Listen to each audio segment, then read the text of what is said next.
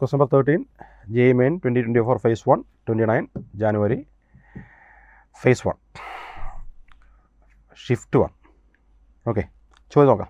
13. Interaction between pi bond and lone pair of electron present in adjacent atom is responsible for. ഈ pi ബോണ്ടും lone pair ആയിട്ടുള്ള ഇൻട്രാക്ഷനെ വിളിക്കാവുന്ന ഒരേ ഒരു പേര് ഏതാണ്? Resonance ആണ്. ഇതൊക്കെ ഡയറക്റ്റ് ആയിട്ടുള്ള ചോദ്യങ്ങളാണ്. കാരണം നിങ്ങൾ ഡെഫിനേഷനായിട്ട് പഠിച്ചിട്ടുള്ള ഒരു ഇൻഫർമേഷനാണ് ഈ പറഞ്ഞത്. ഹൈപ്പർ കോൺജുഗേഷൻ എന്ന് പറഞ്ഞിങ്ങനെ ഒരു sp3s സിഗ്മ ബോണ്ടും അല്ലേ, ഒരു sp3s സിഗ്മ ബോണ്ടും അതുപോലെ തന്നെ തൊട്ടപ്പുറത്ത് നിൽക്കുന്ന പോസിറ്റീവ് കാർബണോ അല്ലെങ്കിൽ റാഡിക്കൽ കാർബണോ അല്ലെങ്കിൽ ഡബിൾ ബോണ്ടിലെ പൈ ബോണ്ടോ ആയിട്ടുണ്ടാകുന്ന ഇൻട്രാക്ഷനെയാണ് നമ്മളത് പേര് വിളിക്കുക ഹൈപ്പർ കോൺജുഗേഷൻ.